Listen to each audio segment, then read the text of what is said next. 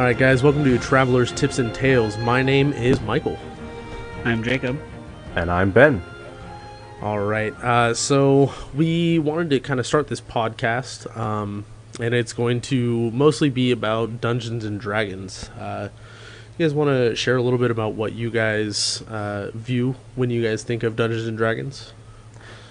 Yeah, sure. Dungeons and Dragons is a tabletop role-playing game. That means you play it just at your table with a couple of sheets of paper, some pens, some books, and your imagination.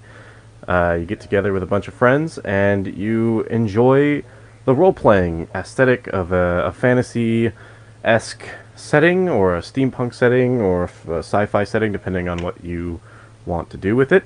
And you have cool characters, and you have a dungeon master who runs and controls the way the game is going to be played. And it's a great fun time to sit down and play with a couple of friends. Yeah, it's a game of probability as well. Dice take a big portion of it. It's kind of like everyone sit around the table and they tell their parts of the story, and then the dice tell how successful they are. It's a big part of it as well. Yeah, I think it kind of boils down to it being overall a group storytelling activity where you get a bunch of friends together and through dice and going on adventures and fighting monsters in this game, you're all essentially working together as a collective to tell a narrative that some people share with the world. Like you may know about the show Critical Role. There's a lot of podcasts and YouTube channels out there that are dedicated to this game and showing off their own story. Yeah. Yeah, there's a lot of different channels and podcasts and different groups of people that will just record their own games and post them online, and whether or not they become really popular or really famous, they're out there for everyone to go and find and experience and learn from, which is a really cool aspect of what you can do with D&D.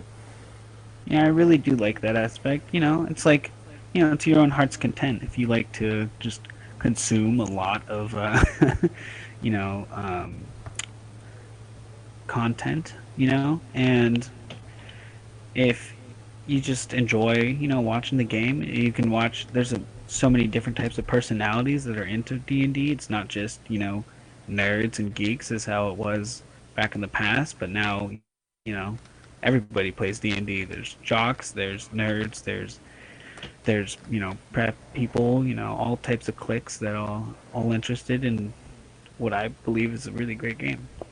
Yeah, like for example, Vin Diesel, famous movie star, looks great. He's got big muscles, and traditionally, you wouldn't think of him, people like him, as someone who would enjoy something like Dungeons and Dragons. But he actually has his own his own show where he plays Dungeons and Dragons with a bunch of other really, just really beefy guys, and it just goes to show just how diverse the fan group really is.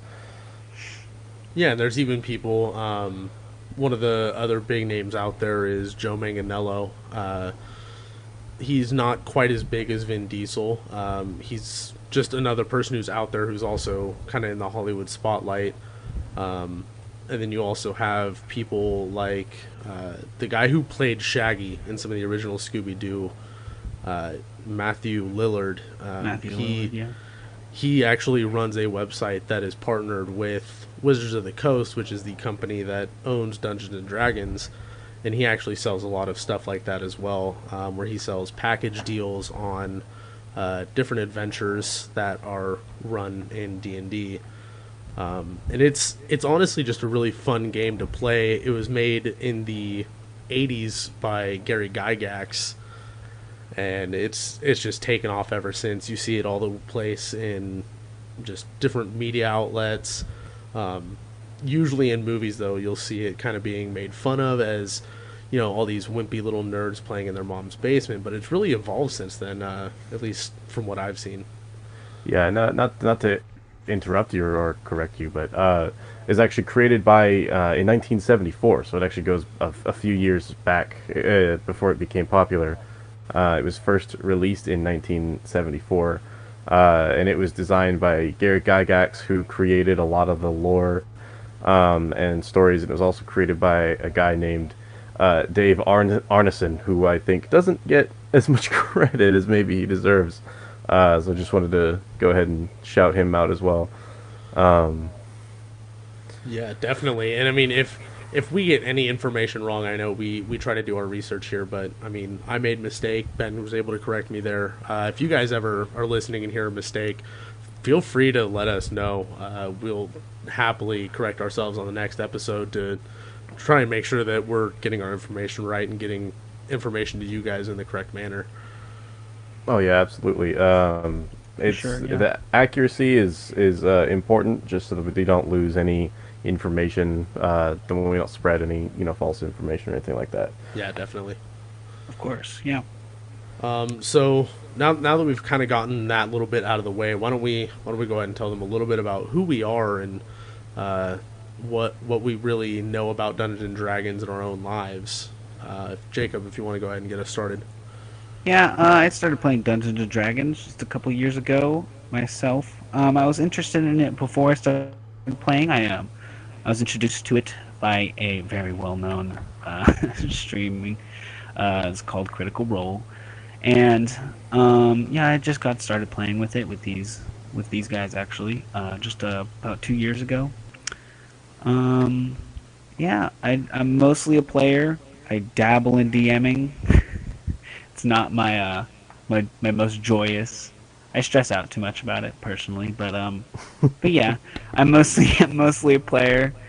Yeah, that's when I started. So Yeah, you stress out about DMing, but a lot. I know at least me and Ben, we really enjoy when you DM because it takes all these weird, wacky turns that you might not get in other people's games. Yeah, it's definitely got a different brain, that's for sure. yeah, it's definitely very interesting because you definitely like to work with your players around creating a really cool story, and I always really appreciate that. Yeah, thank you. So worry for a reason. Yeah, productive anxiety. Yeah. Yes, that is perfect. Yeah, I've been playing for about 3.5 years now. I got started with fifth edition with the starter set when a buddy of mine brought it over, and we started playing. I study all the editions I can get my hands on. I'm a huge nerd for that kind of stuff. I love to study and read about older editions and talk to people who have played older editions. Mostly I DM. I don't play as often as I DM, but I'm okay with that. I like to help create stories that people love and people cherish, and I love to see what kind of crazy, wacky things people can come up with. Yeah, I think my first experience with D&D and tabletop role playing games, it was more of a fantasy Star Wars kind of setting that somebody had homebrewed up. It was I think it was about 11 years ago. My friend invited me over, and I played 1 or 2 sessions with him, his dad, and his uncles, and his dad's friends, and we all played. I knew nothing about the game. Did probably terribly, if I remember correctly. And then it wasn't until about 2 years ago that I picked up the game again, where I played a few sessions of 3.5, and then that was probably 4 or 5 sessions of that. But since then, it really kind of dropped off until 2 years ago when I started playing 5th edition. I've DM'd like maybe 2 or 3 sessions myself, trying to DM a little bit of a new system that I'm trying out, Pathfinder 2nd edition. But I'm also in the middle of designing a world of my own to hopefully be able to run stuff in, whether it be Pathfinder or 5th edition. That's still yet to be determined. And I'm actually gratefully a part of that new Pathfinder 2nd edition game, and I can't tell you how much. I'm actually pretty pumped for it. I've only really played 5th edition so far, and I know 3.5 is a lot different, and 3.5, which goes into Pathfinder First Edition. It's mostly similar, but they do have some differences. But yeah, I'm really excited for this this new Pathfinder 2 game, and it's just a it's just a whole lot of new knowledge for me to try and learn rapidly. It's one of my favorite parts about D&D, you know. Yeah, we're all right there with rules. you. It's a lot to try and learn and take in all at once, and I'm trying to ease you guys into it. Without starting you guys too high of a level for a one shot or anything like that. Of course. One of these days, I'll know the whole PHB. Eventually. By the It's a time lot, man. 6th edition comes out, you will know the entire PHP in 5th edition. Yeah. The Pathfinder 2 rule book is about 640 pages. It's definitely a lot. Pretty beefy. It's pretty beefy. Well, it does cover a lot more, if I'm not wrong. Yeah, there's a lot more weapons. There's a lot more customization that you can kind of go into with your classes and stuff. You can have a full group of people, have 4 players, all playing the same class and them being completely different in how they play, just based on what they choose. But that aside, why don't we go ahead and get into how we all met? I'll go ahead and start us off here with. So I mean, I kind of was missing D&D after my 3.5 games, and I decided that I wanted to try and get back into it. And so 2 years ago, I went to my local game store, which, if you guys have a game store, it is the best place to go and meet people, find players that you can try and either join their game, or if you're interested in running a game, you can let your game store know. And as long as it's a good game store, I mean, they'll happily let anybody know that you guys are going to start a game up and that you're looking for players, and it is such a valuable resource. We've all talked about it. D&D is something that you've got to share with other people, because that is when you have the most fun with it. All of our good stories and stuff that we'll get into in later episodes, they're all in groups of 4, 5, 6 people. And it gets crazy. yeah, the 12-person game. That was a bit hectic. We'll get into that a little bit later, though. Yeah, way later, please. Yeah, exactly. So yeah, I went to my local game store, found out that there was going to be a couple people running a game, and they were looking for a couple additional players. Adventures League. Yeah, they were going to be running an Adventures League game. So I told Jacob here about it, because we've been friends for a while now, and I let him know that there's going to be a D&D game. Me and him talked about kind of being interested in it and wanting to get into D&D a little bit. He had been watching some Critical Role, so he knew about D&D. And yeah, I think I was pretty proud to know quite a bit about D&D before I actually rolled a die, rolled a D20 per se. I knew the bases of most classes. I knew, like stuff about like dexterity, and I knew the ability scores, and I knew a lot of a good couple of ruling on like how combat works, how ability checks work in general. It's I don't know.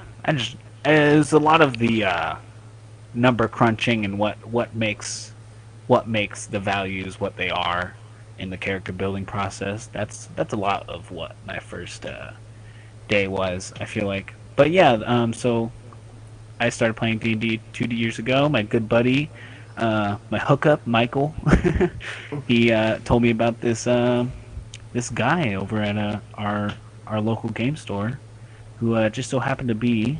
Oh, you're trying to get me to... All right. Yeah, that was a segue there. We were trying to segue. It was very subtle. Right. That wasn't so subtle. Oh, yeah, no, I got it. I got you.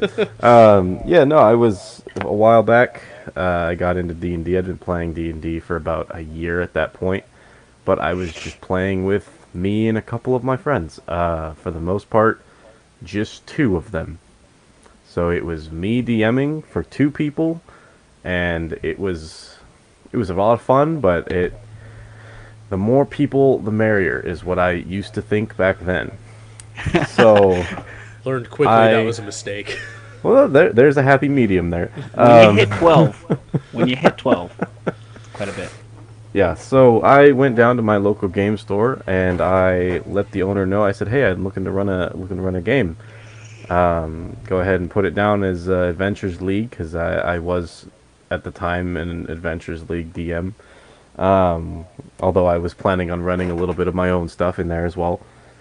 Um, and me and my two friends, we showed up on that first day, and I met my two good friends, Jacob and Michael, for their first game. Yeah, and we keep on bringing up the term Adventures League. Ben, could you go into a little bit of talk on that, on What exactly it is. what Adventures League is? Yeah, absolutely. Adventures League is, as you might guess, it's a league. It's a group of DMs and players that are monitored and kind of sponsored by Wizards of the Coast. So there are certain rules and regulations that you have to follow when you are playing in Adventures League, so that you can take your character on a certain adventure that is a pre-written book adventure, and you can go and sit down at any table that is at that same spot, and you'll be able to join their game as well. And it's a great tool. It's a great thing for people who want to get into Dungeons and Dragons but don't know anybody, don't know how. You can sit down and the DM and the players will assist you and get you into the game. The only downside about Adventures League is it's all from a book. There's not really anything the DM does that's different. They run it from the book so that each person's getting the same adventure, and they can take that and go to any other adventure and still be along the same lines and along the same place that everyone else is at. So there is definitely still a place for you and a group of friends to sit down and just play. But for new players, or maybe people that don't live near their friends or don't have a group that can sit down consistently play, Adventures League is a great resource for them, for those people. Yeah, and But your game didn't last as an Adventures League game for much long. It did eventually turn into our big game that we like to play all the time. Yeah, Very definitely homebrewed. did. In the end run. Yeah, Pretty and homebrew. for anyone who doesn't know, homebrew is referring to anything a DM or a player cooks up and puts together and writes themselves that is not from an official book that Wizards of the Coast puts out.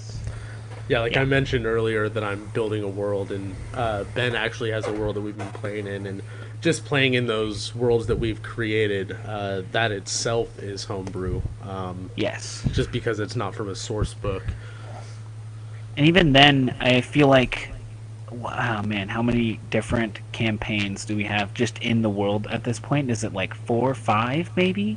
5? I think I wanna currently, actively, I have 4. Well, but- actively, But retired games, Total. I have maybe or it might 6 even be or 6 or 7. 7, yeah. Um, Quite a bit. it's definitely it's got a long history, Yeah. a long proud history of adventuring. I'm glad that a number of players could affect that history. Right, Yeah, and- definitely. per se. And I mean, in your world, we've even come across any player characters that have lived on long enough to reach So the many. retirement point. They're fully in the world as people that you can encounter and talk to, and it's amazing to see how other players' characters from past games have shaped the world and changed the Yeah. world that you now play in. And also from a DM standpoint, I mean, how has that kind of affected your world building?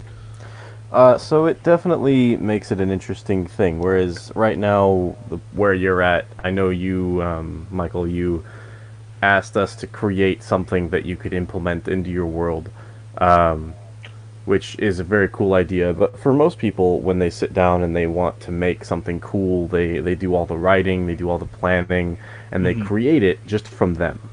But when I let the players kind of be in the world for as long as they have and make as many impacts on the world, like the countries and the people in that world have learned to, or at least I try to represent that in the game. It learned that these people are important. These people are significant. People know their names everywhere they go. They acknowledge them everywhere they go. So They're I renowned. they're very very renowned. So I try to implement as much as I can the changes that players bring, as well as trying to keep a consistent story, and it definitely provides an interesting challenge, but one that brings, I think, a very important bit of significance to what you do, what the player does, what your character has done. I do think it's a very very important thing from the game, just to the game, how it's meant to be played from a just general standpoint. I believe that the best thing about D&D is that a lot of people think off the bat that the DM is the story player or the story writer, and the players are just the characters in it. But it's not exactly that. I would argue it's way more that everyone at the table is writing the story together. It's a collective story that the DM, the dungeon master, just brings the setting, you know. Yeah, the And DM's players job. not yeah, they not only play the characters, but they help write the story. They influence it. And then, of course, the third factor, the evil dice sometimes. Yeah, and I feel the main job of the DM is kind of guiding the story along in a way that makes Exactly. sense, and being an arbiter for whatever rules everybody has agreed to, whether that be the rules in the book or the rules that you as a group have come to accept as the rules you want to Yeah. play by. Because that's what the books are there for. They're there as a suggestive guideline. They're not there as something that you have to follow to the T. And the True. books even say that. They tell you use Create, these books you know? as kind of inspiration for your games, and whatever you do whatever provides your group with the most amount of fun. You don't have to follow every single rule. Some rules, which we can get into at later episodes, they're almost just broken, or they don't make sense, or there's just other ways that you can use those rules that will be better off if you make a couple tweaks to them. Ranger. Yeah, Ranger in 5th edition is god awful. But Anyway, that's It is just that's, a garbage fire. yeah, but that's along the lines of one of the reasons we wanted to do this podcast, is to help get people involved with D&D and to help them understand, what's written in the book, the rules, help them understand, how we do it, maybe how they would like to do it. If they like how we do it, they can do discuss it with their players or their DM and change it for how they play at their table. Yeah. yeah, we're here to kind of grow the community, get more involved in the community. We want to share our stories with you so that you guys can use them as inspiration, or even as warning signs. We'll definitely tell you guys things where we made major mistakes in games, and that's okay. Everybody makes those mistakes. Man, we there got are a couple of them. there are big ones. The main one being, don't ever split the party, which is And another big one, take a hint from the DM.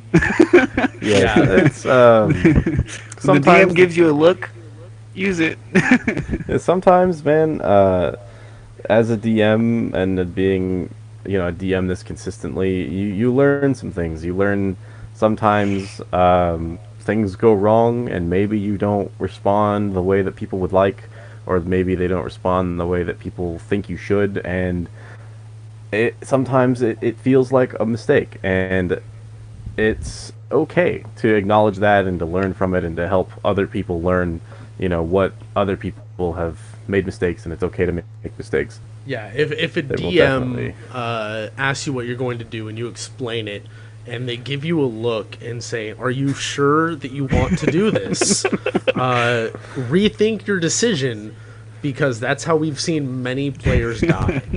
Ben, just a guesstimate. How many times do you think that you have said those words? Are you sure that's what you want to do? Oh, if I had to guess? Yeah. Oh, maybe over 100 times. Just that I can remember. And I feel like even I, not a very experienced DM myself, only ran about maybe 10 sessions tops, for sure. I've got a couple under my belt as well. Well, what's very interesting is, I think, is when you say those words, those magic words as a DM, and you see the player stop and they think about it, and you can see them kind of getting into their character's head. Like, is this what I want to do? Is this what my character wants to do? And then saying yes. That is always the most fun and interesting way to You like do to watch anything. the cogs turn, huh? I do like to watch the Yeah. cogs turn. Yeah, because you kind of get in their heads in that way, because you can even use it as kind of a trick setup to where nothing bad is going to happen if they do it, but you want them to Devious. second guess themselves because it's all for the fun of it. Yeah, Absolutely. devious. it's definitely about getting into your character's head when you're a player. It's about, thinking, what is role playing, being Yeah. in the moment. And as a DM, it feels really good when I can help people get into the moment by making them really question and second guess, what is this? What's going to happen? Why is this And- happening? And honestly, from a player standpoint as well, one of my favorite things is while playing, it's kind of hard now that we're in quarantine currently, but sitting around a table with your buddies, and you look at another one of your buddies, and you're just talking, you're role playing, conversing with one another, and you can kind of force them out of their shell eventually, and you can really make them or help them, not make them, but help them, step into their character's shoes, and it's just what a wonderful thing that I love to explore personally with all of my characters. Just kind of like try and figure out how they think compared to yourself. Yeah, it's like I keep saying, it's a role playing game.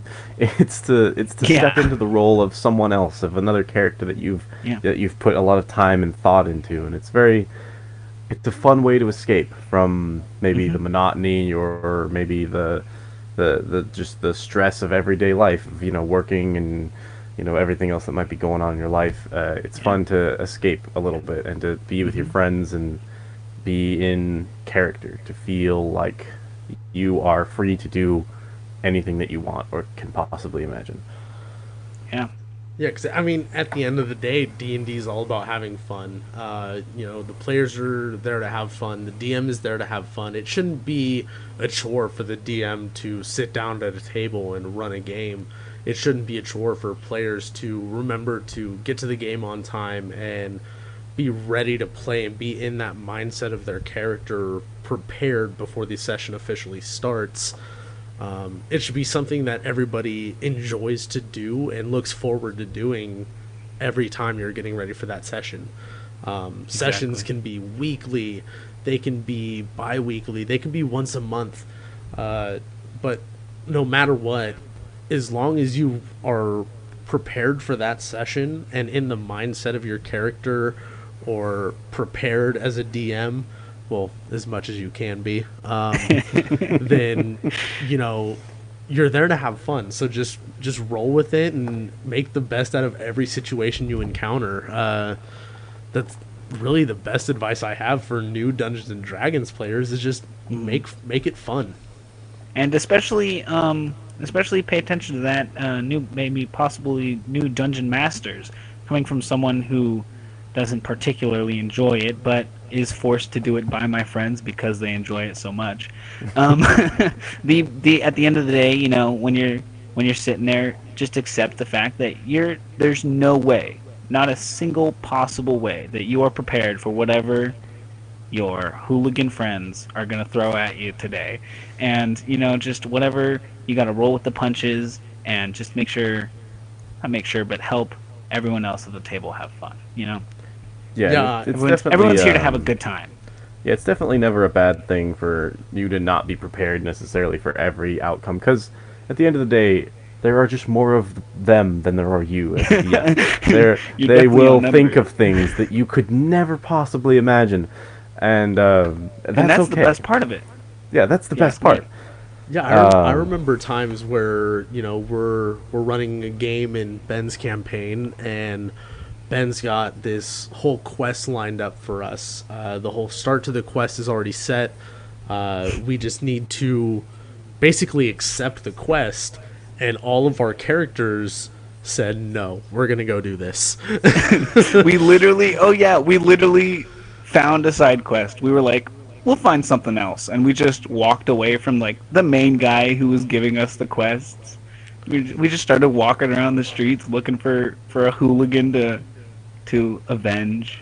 Yeah, and sometimes one of the really cool things is your players will do something that you don't expect, and just like that situation, a whole new quest will come out of it. I mean, we'll get more into those stories. I can think of one off the top of my head, but I think we're all thinking of the same story. Yeah, it's a pretty good one, I think. So we can get into those stories later, but yeah, I mean, really, just making sure that everybody has fun, get new people involved, you know, get people to see what this game is all about. That's why we do this podcast, and that's why we hope you guys listen, is to learn what we have to tell you. Take it as cautionary tale or advice. It's up to you, and use that to introduce new people. Maybe you've been thinking about running a game yourself and you're not sure how to go about that.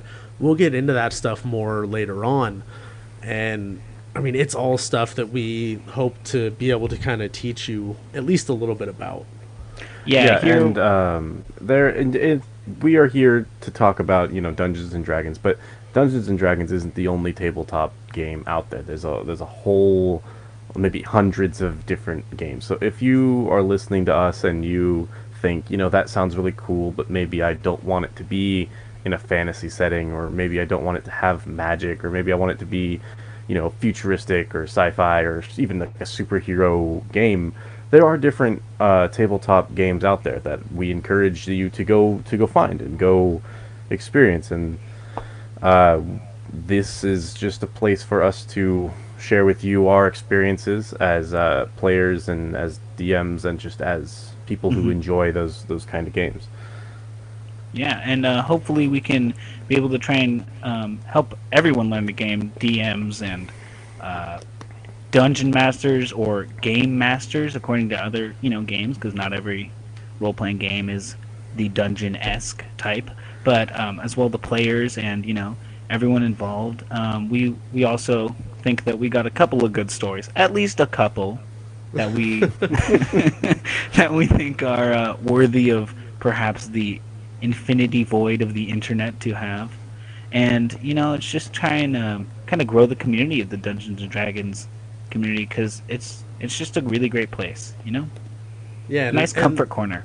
Another thing to kind of learn with D&D is there's a couple different aspects of the game. You have aspects and situations that are role-play heavy, where your character is going to be doing a lot of talking or a lot of interacting with others. And then you have portions of the game where you're going to be pretty much doing only combat, where you're just going to be fighting people or monsters nonstop. And you have got to just kind of remember that not everything is going to be enjoyable to you. There will be different aspects that you find to be more exciting. And, you know, if you are someone who likes combat way more than roleplay, there's plenty of players out there who fit that style. If you prefer roleplay over combat, there's players out there that'll fit that style. If you like a combination of the two, you can find games that fit that. And there's always going to be a game that you can find, as long as you put in the work for finding it, that you can find the style that you like is more prevalent. I fully agree with that. Yeah, there's so many different ways to play the game, you know. As long as you just keep looking, I fully agree with that statement there, Michael. Yeah, you can find your group. Not every group will work together. You know, you might really want to play with your buddies, but you know, when it push comes to shove, your buddies might not exactly enjoy the game the same ways that you do. You know, maybe they're all about the number crunch and combat, and you like to flesh out full-on backstories and roleplay, and that's totally fine. You know, just keep looking, and you'll find your group. It's no problem. And there's a whole bunch of great services out there that help people find the right group, like RPGTableFinder.com. That's a great one. You can find, tables to go meet up in person anywhere in the world, and there's a ways to chat and make sure that you're safe before you go over there, and you get to Yeah. know the people. There's Roll20, so people can play online with anyone in the world, and even just games that are run on platforms like Discord, or maybe even now Zoom, if people wanted to do that, Yeah. where you can find people from anywhere in the world, and you can make that perfect group and find that group that really fits you and how you want to play. Yeah, and like we mentioned before, I mean, we all met at a game store. It's Check a out your great local way, game yeah. store. It's super good to get out, support your local community, support local business, and possibly find a game that fits what you were looking for. Yeah. There's always games being run at game stores. I know our local game store has probably about 5 games going at a time on Sundays usually. Sundays and Saturdays. I think it's typically Yeah. the weekend. Yeah, usually on weekends is when you'll find the most games. Yeah, but I've seen games there during every day of the week. Back Oh when yeah, any day. they were open. Any I day mean, you could we always used to find maybe play. 1 or 2 games. Yeah, we used to play on Wednesdays or Tuesdays. I think sometimes. Just Yeah. yeah. And also, it's always great to support your local game stores, of course.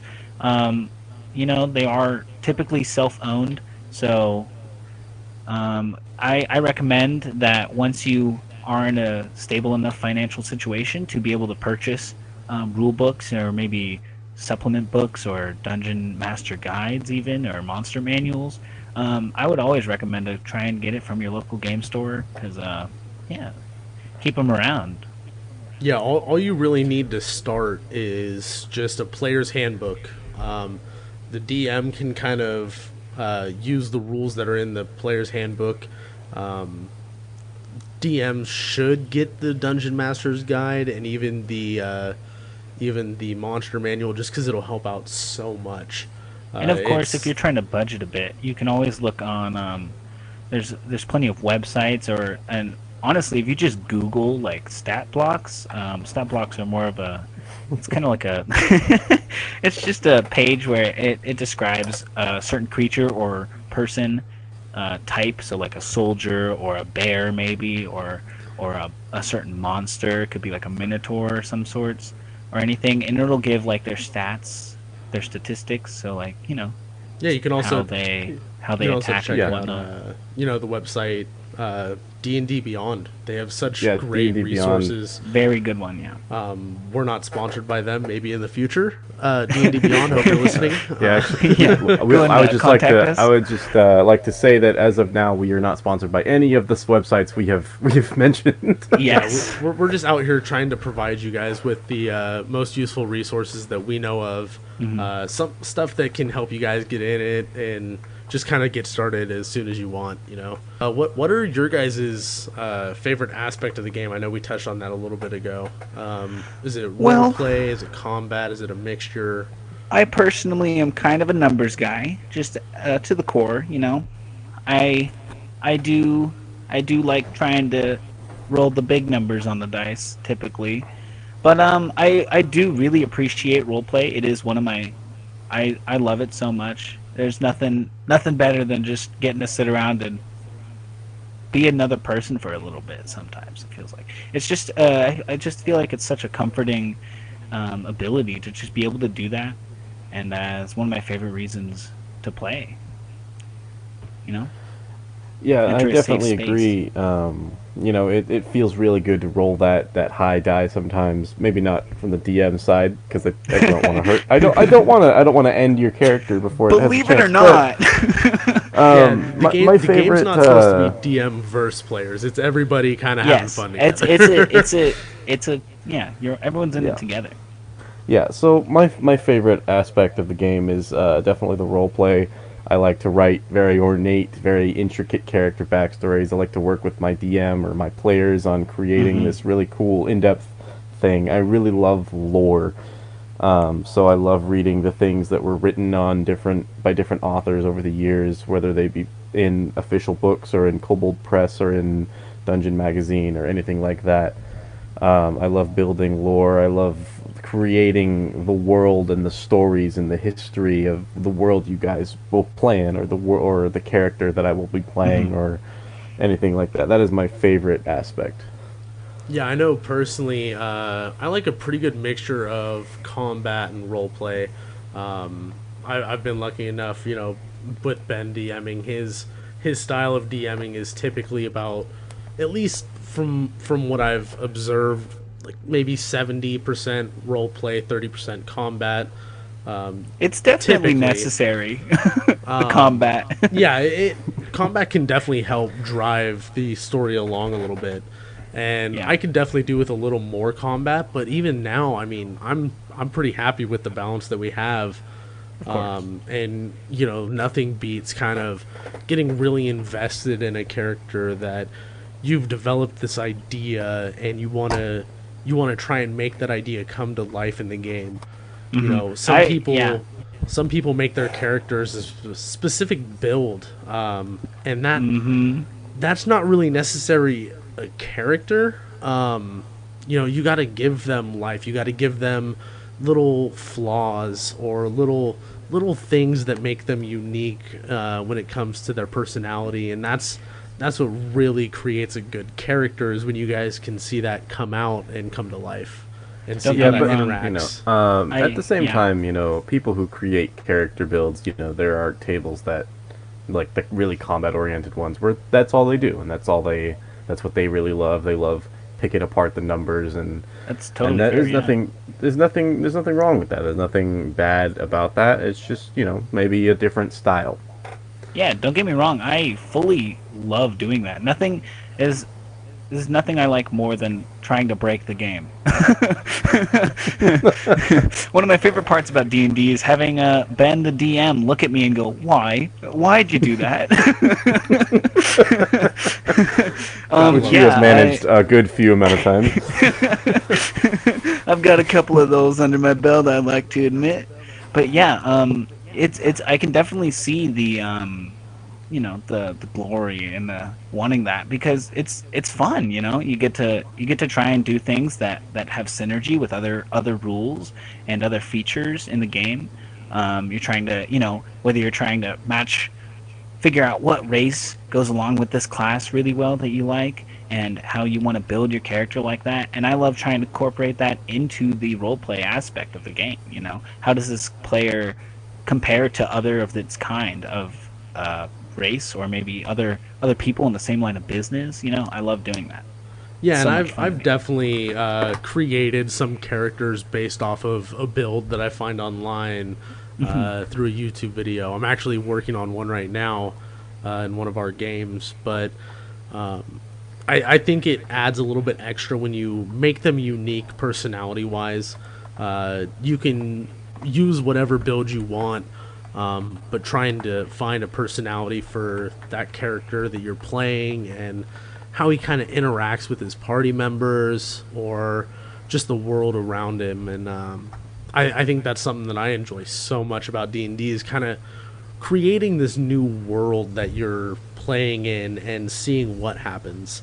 Every decision has a consequence or a reward, and just seeing how that affects everything is, I mean, it's amazing to me how this game has just come along in the 2 years that I've played. I fully agree with that. And there's really nothing wrong with wanting to just, if you don't want any role play aspects at all, there are people like that. We just don't happen to be those people, but, they do exist, believe it or not. Not everyone has to have an in-depth backstory. I personally am not the best at writing backstories from the start. I fully believe that I have to play the character for a little bit to really know how they start ticking, how their brain ticks.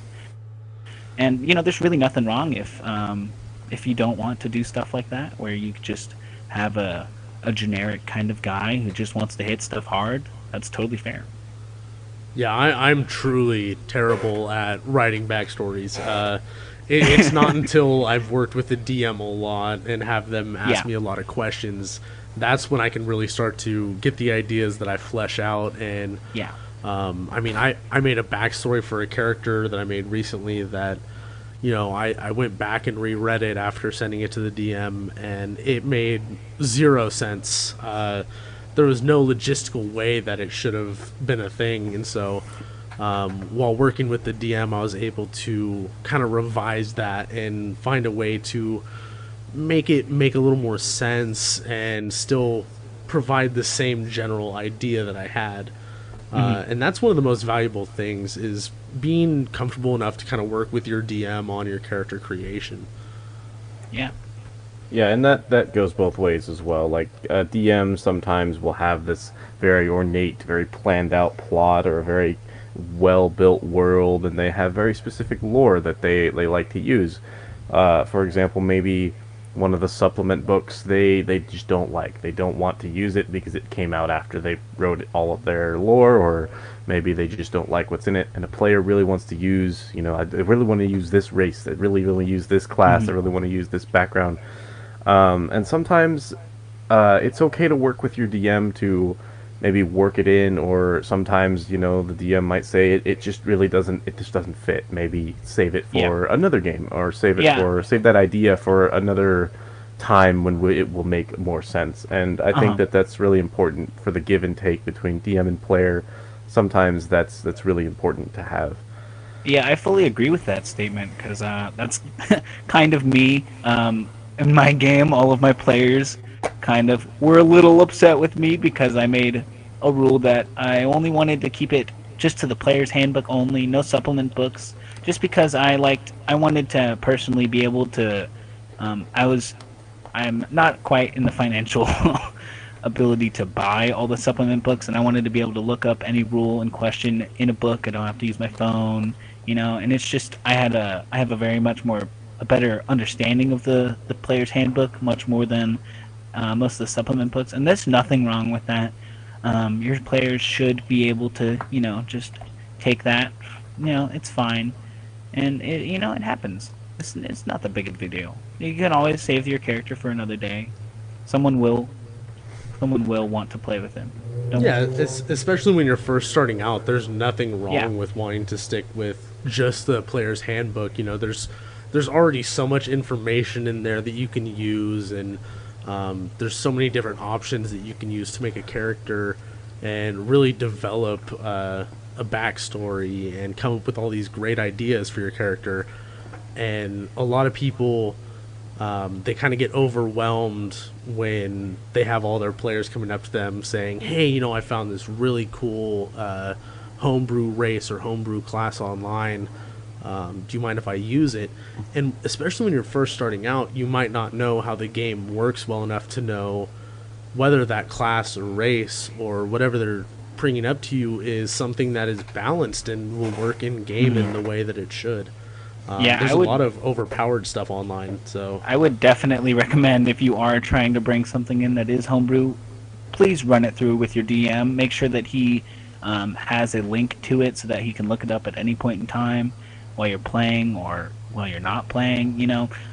Make sure that he can prove that it is something that he can fit into his world, because there's some pretty creative stuff out there. Yeah, and definitely DMs always know that when someone brings in something that's homebrew, if it ends up not being as balanced, or maybe it's underpowered, maybe it's just not keeping up with everyone else, you can always go in and you can always work with your player to tweak it a little bit, and always know that you have that ability. But another point that I think is very important is group sizes. So when you're going out and you're finding a group, I know we touched on earlier the 12-man game. It was kind of chaotic. So there's a bit of a lull in it. there's a happy medium, where you have a DM and a certain amount of players, and every DM has a certain amount of players they're most comfortable DMing for. And I think that's very important to kind of experiment with and figure out. I know, Jacob, your ideal number is four players, or five.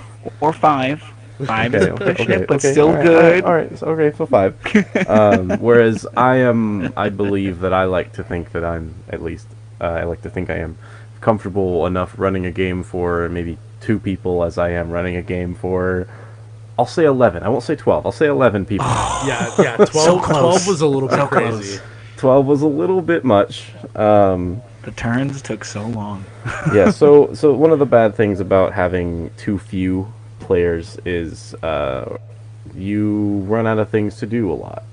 So it's really fun to role play with your friends, and it's really fun to get a lot of different people involved. And sometimes when it's just you and the DM or you and a friend, you can only bounce off of everyone so much, and a lot of the work falls to the DM to fill in the gaps. Whereas if you have too many people, like let's say a lot of people cap it at 6 players, but any more than That's a that, common and it cap, starts yeah. to get to the point where everyone wants the DM's attention, everyone wants to ask questions all the time, and the DM is just stretched way too thin, and they can't keep up, and they can't get to everyone, and it takes a very long time, or maybe they just completely miss you. They miss a player, and the player never gets to really participate or do anything.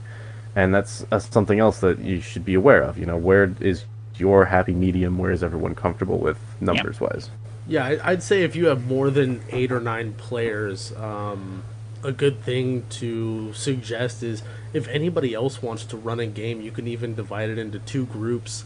I know we've done that before. We've done that a couple because, times, yeah. When you have 12 people in one game, the DM, like Ben was saying, they get spread way too thin. Everybody wants the DM's attention to ask even the most minute question or something super complicated that might take 5 minutes of time to look up and really dig into how something works. And then on top of that, in combat, everybody might get one turn and then an hour of real time has gone by. Yeah, and another possible solution for if you have too many players, I know of a couple instances where other people have done it, not our group in particular, but co-DMing is a thing. It's where 2 or more if you really want to, but mostly 2 people will both be the dungeon master, and they communicate a lot outside of the game, I believe, and just try and make sure that they're on the same page with a lot of stuff, so that way you can kind of split up the attention, and there's 2 people to ask a question to rather than just one, and it can help out a little bit. Yeah, and one of the big advantages with co-DMing is, you can have somebody who really builds the lore of the world and builds the whole setting and everything, while one person runs it. And if that person who built everything is at the game session, they can be there to help answer questions that other players who maybe aren't in the spotlight at the moment have. They can figure that out with them, while the other person who's actually running the system is still there giving their attention to the players who are currently doing something. And that's a huge advantage to it if you have a lot of people. Yeah, and another fully great agree with thing about having a co-DM is if there's ever a question that hits real hard, like one of those why did you do that kind of questions, there's now a second or maybe even third person that you can go and consult with to saying, what should I do? What should be the appropriate response to this? And you can discuss it as a group of DMs rather than just as one. Yeah, and if you don't want to co-DM, but you still want to kind of have the ability to talk to other people and get their opinions on it. I know I'm in a couple of groups on Facebook where it's Facebook groups dedicated to DMs being able to talk to each other, bounce ideas off each other, give each other ideas for homebrew items and monsters and stuff. And I mean, there's so many great resources out there that you can utilize. Yeah, there's definitely always that. But you can always, find other DM. I think I am very fortunate in that our group is consisted of mostly people who have DM'd. So if there's ever a really, at least a little bit, and people who really know the books and really know the rules. So if there's ever a question I really don't know the answer to, I can always ask and say, hey, what is everyone's opinion on this? And there's nothing wrong about that. From a DM standpoint, there's nothing wrong about asking your players on what they think is fair. I know I've done it a couple times in the seat, as a person who likes to try and focus on the rules a lot and try and make sure I got them all down. It's there's really nothing wrong with when something stumps you kind of hard, you can always ask everyone at the table, what kind of check do you think this is, or how hard of a DC should this be, legitimately, Yeah, definitely. Nothing wrong with that at all. And it actually it can be really good because it means everyone's on the same page and Yeah. everyone's in agreement that this is fair and whatever happens happens. Yeah, and I think that's also, if you're a new group that started playing together, if only one or two of you have DM'd, have everybody try DMing just a one shot, because from a player standpoint, it's easy to get frustrated with the DM's on the fly decision making, especially if you've never been in the hot seat where you had to do that same thing. I've had times where before I ever DM'd anything, I would kind of question the decision that Ben made. I wouldn't necessarily vocalize it, but I would be at least concerned with it at the time and kind of wonder, why did he make that call? But once I started DMing myself, I kind of saw, okay, yeah, there is a lot of pressure. You can't always make the perfect call that's going to please everybody. You have to make a call that makes sense, and that keeps the game progressing. And truly, communication is key. If there ever is a problem that is really, bugging you or anything like that, just talk to someone about it. Talk to the DM or maybe some more players, whoever you're having the problem with. It's always good to try and flesh out your problems. Not always in character at the table.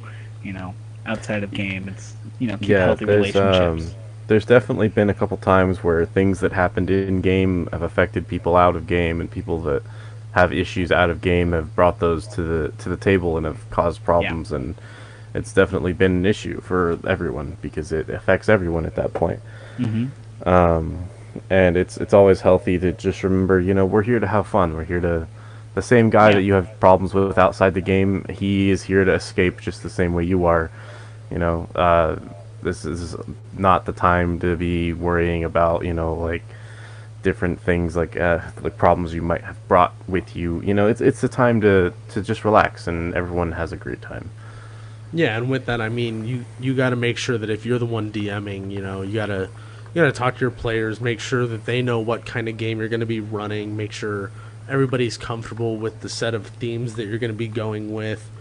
Everybody kind of has breaking points of, like some scenarios can get pushed too far, and you have to realize that everybody has a different point that's too far. And Yeah. that's something that DMs will learn over time, whether it's male, female, 12 years old, 23 years old.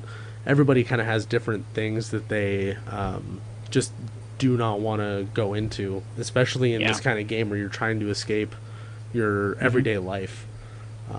It's just one of those things that you kind of pick up on, you learn, you talk to your players, and you try to avoid those things the best you can. Yeah, like I know for me, there is a list of things that I just will not touch in my game. Certain, darker aspects of the real world that I just I don't think I have any place in our fantasy game, in our escape. So I don't touch on them, and I ask my players, don't touch on these subjects. Don't try to implement them where they don't have any place. And I think that that's something that every group can do differently because everyone has different, topics and things that they would like to avoid. Maybe a topic for one group that is completely off limits might be something that another group is perfectly fine with exploring and role playing around, and something that they are okay with and they are comfortable with. And there's nothing wrong with, finding out what those things are and having a good time, regardless of what you may have to avoid or what you can include. Yeah. End of the day, it just boils down to having fun, making sure that everybody's enjoying themselves. That's what we're all here for. So, with that, I mean, do you guys have anything else to add before we start to wrap up? I think that should be good. We will touch on many more topics in the future. If you guys have any suggestions about what you might want us to talk about, we will always be open to those. Yeah, definitely. Yeah. If there's any suggestions for topics, or if there's any questions, burning questions that people have, we'd be happy to maybe take a look at them, discuss them. Yeah. In the future, I don't know if you were going to touch on this, Michael. We hope to have a couple of guests on our show, to come and discuss, people that know a lot about the particular topics that we want to discuss and we want to bring about. Yeah, and if Yeah. you guys have those suggestions, our email address is travelerstipsandtales@gmail.com. Send in anything that you want us to talk about. Send in stories of your own. We'd be happy to kind of introduce listener stories some point down the road. Any requests, any comments about our show, if you guys want to say, you guys got this wrong, or I really like this idea. Could you guys kind of talk about this? We're always open to hearing that stuff and kind of digging into it. So This is suggestions for topics, roleplay wise, combat wise, rules wise. Just our opinions on a certain subject. Anything, honestly, anything. It's fine. We can try and cover it all. Yeah, and even questions about different editions of D&D. I know we like to all look back and study. I have a couple of first edition books on my shelf. So I mean, I've got the research. I could hit the books. I could look it up. I could find information on whatever it is your question might be, and we can all work together and figure out what it is that we can do to help out. yeah, and if it's something that you're curious about that you don't necessarily need us to address on the podcast, we'll try and get replies out on emails as often as possible, just to make sure that you guys know we're trying to stay on top of everything and get everything out, and really make sure that you guys are getting the attention you need as our listeners. Because without you guys, we'd just be three guys talking for no reason. But we're here to have fun and try and get you guys involved in the community and get more involved ourselves and try and grow this community. So you guys can listen to us on a lot of different platforms. We're going to be available on Spotify, Apple Podcasts, Breaker, Castbox, Google Podcasts, Overcast, Pocket Cast, and Radio Public. Possibly even more in the future. I know we are looking at uploading videos to YouTube as well after the fact. Yeah, we are planning on also upgrading them to YouTube, just so that way you guys might like to listen on there over everything else, and that's totally okay. We're happy to be wherever you guys need it. So if there's an outlet that you guys want to hear us on, let us know, and we'll see what we can do to get on that outlet as well. So Yeah. we're gonna go ahead and wrap up now. We hope that you guys enjoyed the podcast. We hope that you guys stick around for future episodes and keep listening. And anything else, guys? Just thank you for joining us on Travelers Tips and Tales. Of course.